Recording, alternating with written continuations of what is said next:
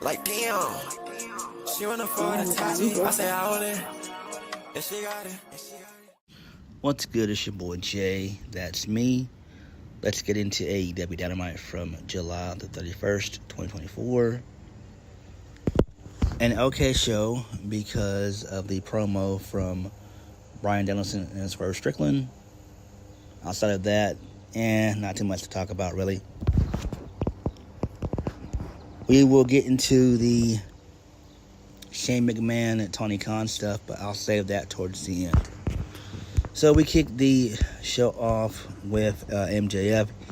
He gets on the mic. He makes fun of the South Carolina crowd. He calls Will Ospreay a turncoat. MJF calls himself a one-man militia, promising to beat Will Ospreay again at All In at Wembley Stadium. He calls himself an American hero. Then Will Ospreay comes out, MJF. He hauls ass up the ramp. So Will Ospreay gets on the mic. He does attempt to keep running because after what he said about Will Ospreay's family, he's going to put MJF in a ton of pain.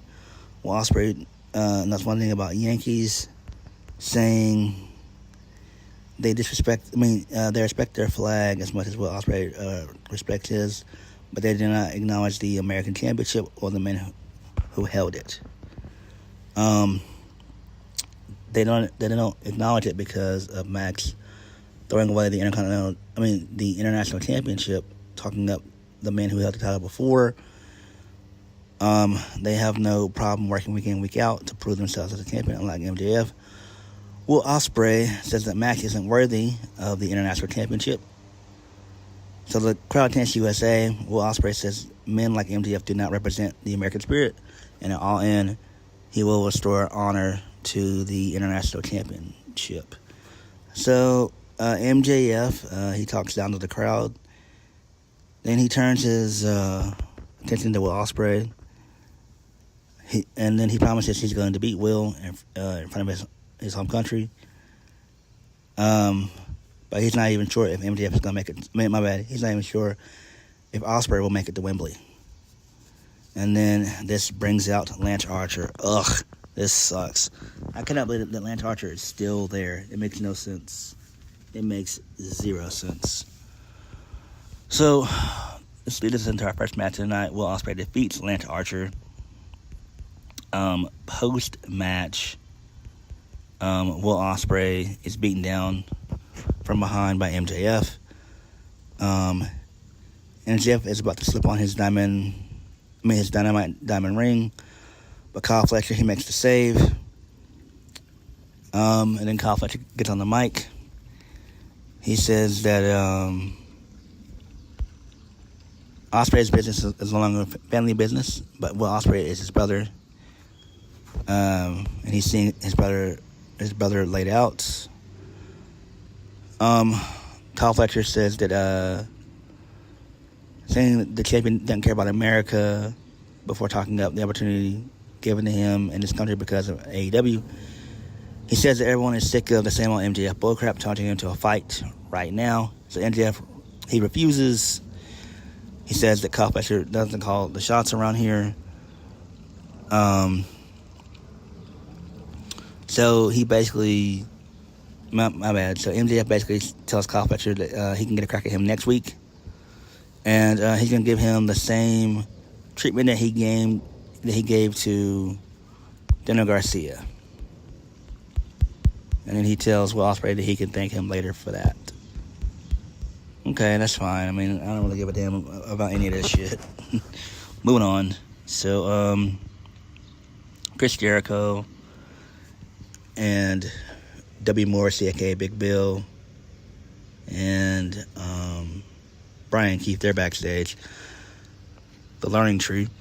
So Jericho has some stuff up as the longest reigning for the world champion in the history of the business. He says the cake is not going to be touched. It's not going to be smashed. But what will be smashed is going to be Shibata's face. He says there's no more Samoa Joe, and Hook hasn't been seen since they threw a fireball in his face. Next week, Shibata will face the Bad Apple, Brian Keith. Okay, so that's fine. Who really cares? Moving on. Chris Statlander, she defeated Willow Nightingale via the help of a steel chain. That's fine, I guess. Who cares, though? Moving right along. So, Bryan Danielson, he comes out next. So he gets on the mic. He talks about his time in AEW up to this point. He says tonight he was able to be present behind the curtain and in this ring. So thank you, Bryan. Chance break out. Bryan says he's been able to represent, to be present, but now we gotta talk about promises. So Danielson promised his daughter that he was done being a full-time wrestler this year, and he promised his family that after his contract with AEW, that his contract with AEW will be his last. He says that contract ends tomorrow on August 1st. He continues to put over his career, saying he's kicked a lot of heads in, but he hasn't won the AEW World Heavyweight Championship yet. So Swerve comes out, and so Swerve puts over Bryan. Swerve says that Bryan's one of the best in this generation, but Swerve's one of a kind. In fact, 10 years time, people will want to press rewind. Danielson promised to kick a lot of people's heads in, but it seems the pressure was too much when they kicked back. This AEW World Heavyweight Championship proves that they're the best in the world. Swerve Strickland is the best in the world. He says that he's beaten Will Ospreay when Danielson couldn't. And he won Anarchy in the Arena. He won Blood and Guts when Danielson got pinned in Anarchy in the Arena. And he did well in Wembley, but Danielson might not be able to walk after this. So Swerve begins to leave the ring. So Danielson, he makes one more promise. He says if he can't beat Swerve at All In, he's never going to wrestle again. It's Swerve's title versus Bryan's career. What do you say? So both of them shake hands. And then Swerve just tells Danielson to don't make that promise. Don't keep that promise with him, but keep it with his family. So I did like this. This was great. This should have been the main event, really, for being honest. It should have been the closing segment, but AEW is so damn dumb. Moving on. So Renee Paquette, she tried to get a word in with Danielson. Jeff Jarrett and his crew, he interrupted. He wanted to commend Danielson for going all in. So Danielson just challenges Jeff Jarrett to a match next week. Nice. That should be the main event. Great. Moving on. So Roderick Strong, the Beast Mortos, a.k.a. Black Taurus from TNA/Impact, and Roosh, they defeat Mark Briscoe, Tomohiro Ishii, and Orange Cassidy. Fuck all this shit. It don't even matter. I like Roosh, and Black Taurus is okay. But everybody else, nah. I don't give a damn about it.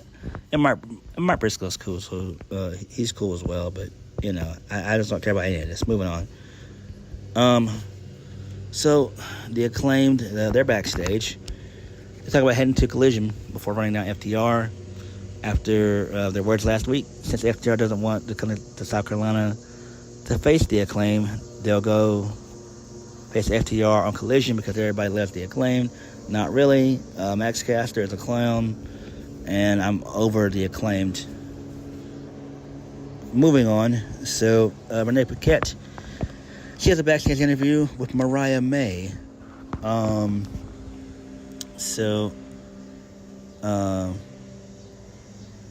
Mariah May runs down Toni Storm.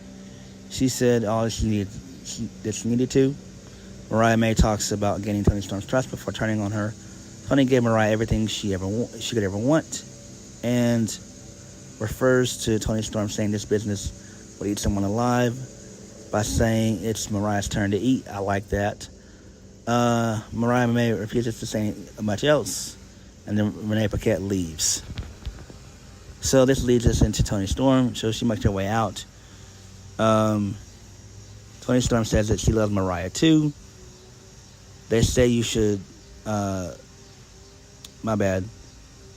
They say you should let what you love kill you, but at all in, it's going to be the romance of a bloody lifetime. And then she attempts to hit her face with a shoe to bust herself open, but no blood comes out, so it is what it is. It's fine. Makes sense, though. Pretty cool stuff. Toni being a psycho bitch is great. I do like this. The fact that she's unhinged is really cool, so this is excellent. Although I do miss the timeless Toni Storm gimmick. Hopefully it'll be brought back after this feud. But I do like that she's giving us a more darker side, and it's kind of cool to see how Mariah May is just so calm, cool, and collected. So I do like that. Moving on, Kamille, she defeated a jobber by the name of Brittany Jade. Match was clunky, but it is what it is. I think that Camille's going to be the female Wardlow, basically. That's what she's going to be. She's going to be the female version of Wardlow. I can almost guarantee you guys that. It is what it is, though. Who cares? So post-match, Mercedes Mone, she gets on the mic.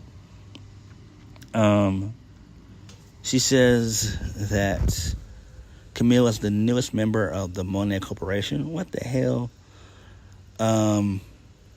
So Mone addresses Britt Baker, harassing and attacking her. But then who's not obsessed with the CEO? So Britt Baker's actions may have gotten her the title match, but they also got her suspended by the EVPs. She continues to go on and say that this is her house now, promising to take Britt Baker down at All In because money changes everything. All right, that's fine.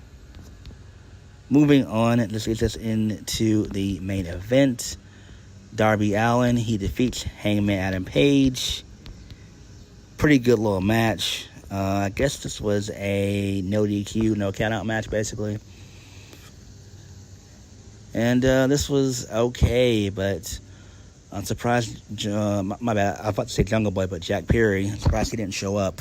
But such is life. It is what it is. But that was Dynamite. It was okay. Again, Danielson and Swerve. That should have been the last thing we saw. We should have gotten Hangman and Darby Allin. That should have been the show opener, if we're being honest. You could have done the MJF Will Ospreay stuff in the middle of the show. That would have been fine, too. But it is what it is. Who really gives a damn? But All In seems to be built fine. And hopefully next week, Danielson and Jeff Jarrett, hopefully they main event next week. I think that would be cool. This is great. So that was AEW. Let's get into the Tony Khan, Shane McMahon stuff. So it has been reported by WrestleTalk and Fightful that both Tony Khan and Shane McMahon have been in talks with each other. There have been numerous pictures that have been leaked with the two of them meeting, and this has set the wrestling media and wrestling world on fire. And this has been talked about by various people, and it's interesting to say the least. I can't say that it's not intriguing. So, should Shane go to AEW? The answer is yes, to an extent. I think the best role for him, if he does decide to go to AEW, would be a backstage role. I think if you do a on-screen role, like he's a GM of, like, let's say maybe Dynamite or Collision, something like that, that would bring a little bit too much attention. Remember, the Vince McMahon case, that's still ongoing. It hasn't closed up shop yet. And you don't want AEW to get dragged into this fiasco. You just don't. And it could end up very, very ugly. So I think Shane should be in a backstage role. I think that would make the most sense versus being an active wrestler or being a GM/commissioner. The AEW fans, they are in a massive uproar, but that should be to no surprise. Who cares? They're upset because they're losing the AEW of old. It doesn't matter. That AEW wasn't going anywhere, and AEW has not had a sense of direction since CM Punk and Cody have left. They have been falling off a cliff ever since, and this is their last chance to essentially survive. If Shane McMahon fails for AEW, if he goes, then it is over for AEW. 3 strikes, you're out. It will be over for AEW. Shane McMahon would be the final nail in AEW's coffin. And AEW would have no one to blame but themselves. Do I think Tony Khan will give Shane some control? Yeah, he probably will give him some control in a backstage capacity. I know people want Shane to basically join the elite and all that, but I don't know. Again, the whole Vince McMahon stuff is still ongoing. And I do think that the hype would die down after about a month to month and a half, like it did with so many guys from CM Punk to Edge. You know, that's just how the cookie crumbles, basically. But I'm interested in seeing what can come of this. But I really don't want AEW to be dragged in this if this Vince stuff continues on. Because if Shane is basically on national television, a McMahon, that could be very detrimental to AEW. Again, this case is still ongoing. This is nothing to play with. This is nothing to play with at all. This is completely serious business. And again, this could really hurt AEW. So it could either work in their favor or it could be a massive massive backfire. And I don't want that to happen. Am I a fan of this? I'm interested in this, but again, I personally feel that Shane shouldn't do it because of what's going on right now. The McMahon family is forever, it's forever been tarnished after what Vince, did. And I get it. Vince and Shane, they've not seen eye to eye. Same thing with Triple H and Shane, and even to an extent, Shane and Stephanie. But such is life. But I don't know, because if Tony Khan doesn't know what he's doing when it comes to Shane McMahon, it's over for AEW. It's over. It's over. You can forget about it. It's all but done. So I don't know. But this is interesting, and I'm intrigued by what could come out of this. I do think that the best role for for Shane would be to be in backstage,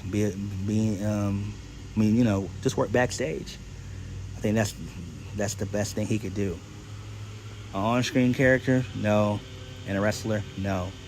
But backstage, that would be pretty interesting to see. So we'll see what happens. But what did you guys think of Dynamite? And what do you guys think of the Shane McMahon, Tony Khan stuff? Like, comment, subscribe. Peace.